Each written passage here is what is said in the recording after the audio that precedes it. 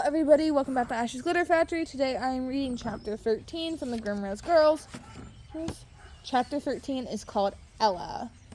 After leaving Mephistopheles at his favorite sunbathing spot in the library, Ella rushed to the bus stop, praying she was on time. It had only taken a few extra minutes with Yuki. She climbed down the path from the mountain to the gates, saying her goodbyes to the security team that always greeted her outside the main entrance. At the base of the mountain on which she stood, the imposing Grimrose Academy, there was a road that eventually would lead to Constance. Constance was small, and its population was no bigger than 15,000 people between the German and French-speaking territory. The academy taught the two, plus Italian. Though all classes were administered in English, it was a small town split into two very distinct parts. There was the rich neighborhood where the students of the academy would spend their weekends buying clothes, shoes, and eating gelatos on the sidewalk, and then there was the less ostentatious part of town where the gardeners, security guards, cooks, and shop attendants lived. It wasn't as big as Cambridge, and their house here wasn't as cozy as it was before, but she liked Conta's old saying. The bus came quickly. She counted the trees on her way home. 88, a number that felt good, a number that fit the way her mind perceived the world. It hadn't always been that way. As a child, she would count things, but it was for fun, not like her life depended on it. Now there was an order to things, and no matter what, her hands never really kept still, her body trying to keep her alive in the only way it knew how.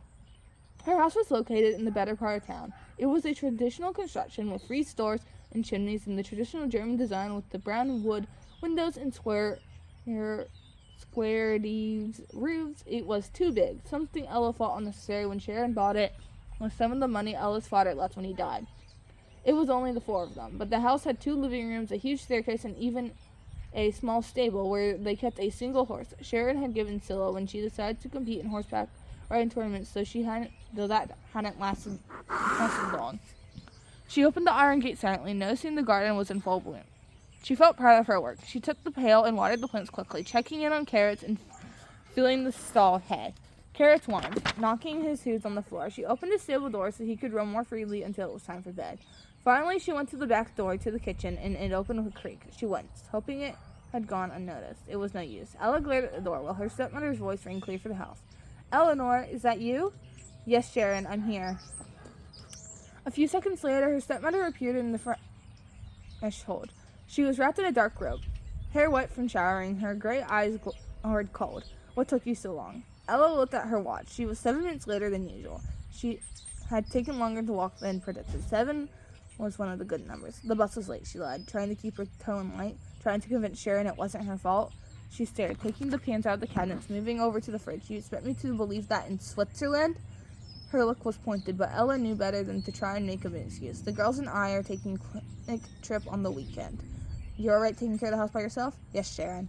Ella kept her head down. She expected more insults, but today it seemed like her stepmother was too tired for any further comment on her incompetence.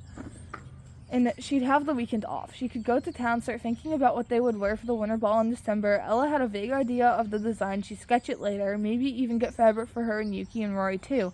The winter ball is one of the very few things she was looking forward to this year, and the idea of designing dresses added a little bounce to her step. Ella set out to make dinner, putting her hands to use. She loved doing housework, really, as long as they left her alone. That was all she asked. If she took care of it by herself, then Sharon would have one less reason to bother her. If Ella did everything, there would be no complaints. Ella was tired of living like this, but she had nowhere else to go. She knew she sounded pathetic. She wondered if people saw her that way. But they were outsiders, and they knew nothing about her life. Ella had no money, and if she left, she'd be on her own. No money, no house, no school. Where would she go? She wouldn't last a week. Ella wasn't stupid. She weighed her best options and waited. When she turned 18, she'd inherit her father's money and her mother's house. And then she would leave everything behind. She'd finally be free. 5 years were nothing compared to a whole life of freedom. Besides, it wasn't all that horrible. She had a roof over her head, an excellent education, work with which she could make money from time to time, and best of all, her friends. They kept her together so she wouldn't crumble into pieces. And so, Ella endured.